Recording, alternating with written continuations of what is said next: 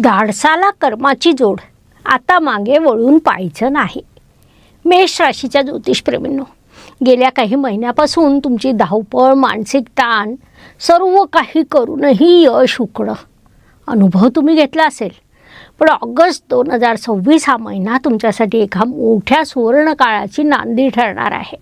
कारण 9 ऑगस्टला तुमच्या सुखस्थानातील म्हणजे 4थ्या घरातील उच्चीच्या गुरुदेवांचा उदय होत आहे. 17 ऑगस्टला सूर्यदेव तुमच्या 5व्या घरात स्वराशीत येत आहेत. तुमच्या आयुष्यातील संभ्रमाचे ढग आता हटणार आहे. प्रगतीचा सूर्य थेट प्रकाशणार आहे.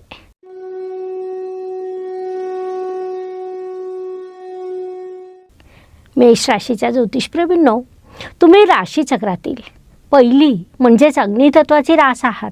तुमचा स्वभाव कसा आहे? कधीही हार न मानणारं नेतृत्व, अथांग ऊर्जा आणि कामाचा प्रचंड वेग, मनात आलं की थेट कृती आणि स्पष्ट वक्तेपणा. तुम्ही संकटांना घाबरत नाही, तर संकटावर थेट चालून जाता. हाच तुमचा आक्रमक आणि लढवय्या स्वभाव या महिन्यात तुम्हाला प्रत्येक क्षेत्रात पुढे घेऊन जाणार आहे. या महिन्याचा मंत्र आहे धैर्याने घेतलेला प्रत्येक निर्णय आणि कर्मावर ठेवलेला विश्वास माणसाला शून्यातून विश्व निर्माण करण्याची ताकद देतो. या महिन्याचा पॉवर वर्ड आहे फोकस, अर्थात ध्येयावर लक्ष केंद्रित करणं. या महिन्याचे हिरो प्लॅनेट आहेत गुरुदेव. कारण 9 ऑगस्टला तुमच्या 4थ स्थानात 4थ्या घरात कर्क राशीत असलेल्या उच्चीच्या गुरुचा उदय होत आहे. हा उदय तुमच्या सुखसमृद्धीला आणि मानसिक शांततेला प्रचंड मोठं बळ देणार आहे. 5 टाळावयाच्या गोष्टी. पहिली, 1 ऑगस्टपासून शुक्र 6व्या घरात नीच राशीत असल्याने गुप्त शत्रू किंवा कायदेशीर बाबींकडे दुर्लक्ष करू नका.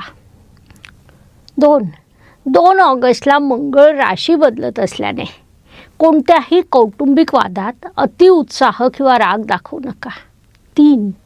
18 ऑगस्टला बुध अस्त होत असल्याने महत्त्वाच्या करारांवर सही करताना घाई करू नका. आरोग्याच्या बाबतीत विशेषतः पोटांच्या विकाराकडे दुर्लक्ष करू नका. आणि 5 प्रवासादरम्यान मौल्यवान वस्तू सांभाळा, घाई गडबड टाळा. मेष राशीच्या ज्योतिषप्रेमींनो, तुमच्या धनस्थानाचा स्वामी शुक्र 1 ऑगस्ट रोजी 6व्या घरात षष्ठ स्थानात कन्या या स्वतःच्या नीच राशीत प्रवेश करत आहे. यामुळे महिन्याच्या पूर्वार्धात पैशांची आवक चांगली असले तरी अचानक काही नको असलेले खर्च समोर येऊ शकतात. बुध 5 ऑगस्टला 4थ्या घरात, 22 ऑगस्टला 5व्या घरात जाणार आहे. तुमच्या वाणीत या महिन्यात जबरदस्त प्रभाव असेल. पण 18 ऑगस्टला बुधाचा अस्त होत असल्याने कौटुंबिक व्यवहारात पारदर्शकता ठेवा. शब्दांनी मन जिंकता येतं आणि शब्दांनी संपत्ती टिकवता येते. महिन्याच्या उत्तरार्धात आर्थिक स्थिती मजबूत होईल.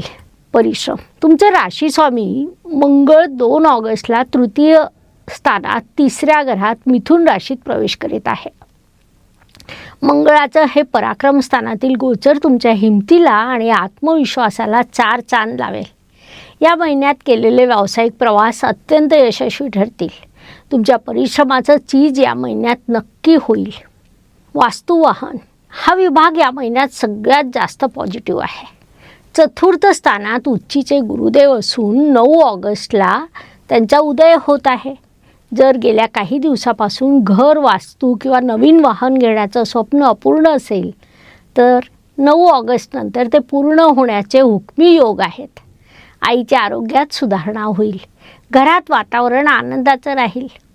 शिक्षण, प्रेम, विवाह. विद्यार्थ्यांसाठी 5 ऑगस्टनंतर बुधाचे 4थ्या घरातील गोचर शिक्षणात आलेली एकाग्रतेची कमतरता दूर करेल. अभ्यासाची गती वाढवेल. प्रेम संबंधांमध्ये 1 ऑगस्टनंतर 6व्या घरातील नीच शुक्राच्या प्रभावामुळे छोट्या छोट्या गोष्टींवरून अहंकार आडवा येऊ शकतो. नात्यात गैरसमज टाळा. विवाह इच्छुकांसाठी 17 ऑगस्ट नंतर काळ सुधारेल, कारण सूर्यदेव 5व्या घरात स्वराशीत येत असून विवाहाच्या बोलण्यांना गती देतील. तुमच्यासाठी एक प्रश्न. मेष राशीच्या ज्योतिषप्रेमींनो, जेव्हा परिस्थिती तुमच्या हाताबाहेर जाते तेव्हा तुम्ही शांत बसून वेळ निघून जाण्याची वाट पाहता की परिस्थितीसोबत 2 हात करता? तुमचं उत्तर कमेंटमध्ये नक्की लिहा. आरोग्याच्या दृष्टीने शनी महाराज तुमच्या 12व्या घरात व्ययस्थानात मीन राशीत वक्री अवस्थेत आहे. 7.5चा पूर्व टप्पा आणि वक्री शनी यामुळे पायांचे दुखणे किंवा झोपेच्या तक्रारी जाणवू शकतात. शरीर निरोगी असेल तर नशीब घडवणं सोपं होतं. 1 ऑगस्टपासून शुक्र 6व्या घरात नीच राशीत जात आहे. यामुळे गुप्त शत्रू डोकं वर काढतील, परंतु 9 ऑगस्टला 6व्या घराचा कारक असलेल्या उदन्मुख उच्चीच्या गुरूची शुभदृष्टी तुम्हाला शत्रूंवर विजय मिळवून देईल. जुने कर्ज फेडण्याचे मार्ग मोकळे करेल. 2 ऑगस्टला मंगळाचे 3ऱ्या घरात गोचर आणि 17 ऑगस्टला सूर्याचं 5व्या घरात स्वराशीत येणं तुमच्या करिअरसाठी अत्यंत गेम चेंजर ठरेल. नोकरी करणाऱ्यांना नवी संधी, पदोन्नती किंवा पगारात वाढ मिळण्याचे संकेत आहे. व्यावसायिकांसाठी ऑगस्टचा उत्तरार्ध नवीन ग्राहक आणि मोठा आर्थिक नफा घेऊन येईल. मेष राशीच्या ज्योतिषप्रेमींनो, महाभारतात जेव्हा अभिमन्यूने चक्रव्यूहात प्रवेश केला तेव्हा ग्रहांची स्थिती किंवा आजूबाजूचे योद्धे त्याला अनुकूल नव्हते, पण त्याच्याकडे एकच गोष्ट होती, विलक्षण धाडस. मेष राशी अभिमन्यूसारखी धाडसी रास आहे. ऑगस्ट महिन्याचा पूर्वार्ध जरी चक्रव्यूहासारखा वाटत असला तरी तुमच्याकडे मंगळाचे आणि गुरूचे बळ आहे जे तुम्हाला विजयी बनवेल. प्रिय भगिनींनो, 1 ऑगस्टपासून शुक्र 6व्या घरात नीच राशीत जात असल्याने आरोग्याकडे, विशेषतः हॉर्मोन्स किंवा थकव्याकडे दुर्लक्ष करू नका. 17 ऑगस्टनंतर कार्यक्षेत्रात आणि कुटुंबात तुमचं वर्चस्व आणि मानसन्मान कमालीचं वाढणार आहे. 12व्या घरातील वक्री शनीमुळे ज्येष्ठ नागरिकांना डोळ्याचे विकार किंवा नसांचं दुखणं जाणवू शकतं. सकाळी फिरणं, ध्यानधारणा केल्यास आरोग्यात उत्तम सुधारणा होईल. ऑगस्ट 26मधील सगळ्यात मोठे शुभ संकेत म्हणजे 9 ऑगस्टला सुखस्थानात 4थ्या घरात अस्त असलेल्या उच्चीच्या गुरुदेवांचा उदय आणि 17 ऑगस्टला सूर्यदेवांचं 5व्या घरात स्वराशीचं आगमन. महिन्याच्या 15 तारखेनंतर ऋषिबाची पूर्ण साथ तुम्हाला अनुभवायला मिळेल. बृहत जातक आणि फलदीपिका या ग्रंथानुसार जेव्हा मेष राशीचा स्वामी मंगळ 3ऱ्या या घरात पराक्रम स्थानात बलवान असतो आणि 4थ्या घरात उच्चीचा गुरु उदित होतो तेव्हा कल्याणकारी योग निर्माण होतो. ही स्थिती दर्शवते की जातक आपल्या स्वबळावर आणि बुद्धीच्या जोरावर या महिन्यात अशक्य गोष्टी शक्य करून दाखवेल. ग्रहांचा मानसशास्त्रीय संदेश समजून घ्या. 3ऱ्या घरातील मंगळ सांगतो, भीती सोडा आणि आत्मविश्वासाने पाऊल पुढे टाका.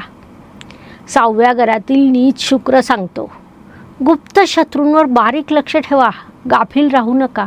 अस्त असलेले आणि उदय होणारे गुरुदेव सांगतात, मानसिक शांती हाच तुमचा सगळ्यात मोठा विजय आहे.